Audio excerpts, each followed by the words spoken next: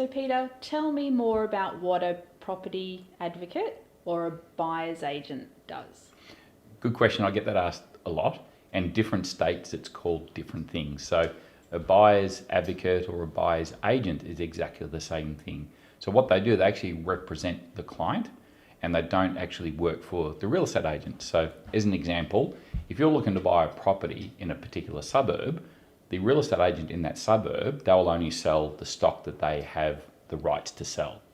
As a buyer's advocate or buyer's agent, I can go in and represent you across all the properties in all the suburbs that you like to buy in.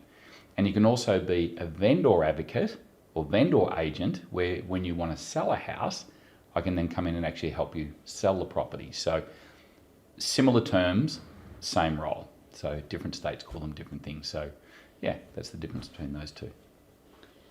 So does that mean that a property advocate is the same as a real estate agent, or how do they differ?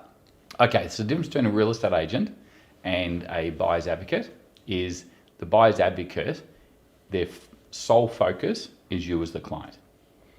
From a real estate agent, their sole focus is the property they're trying to sell for their client. Okay, so there's two sides of the transaction, the buyer and the seller. So I represent the buyer when they're looking to buy a particular property, whereas the agent is really working for one side. But a good agent will work between the buyer and the seller. Really good agents will do that and do that well.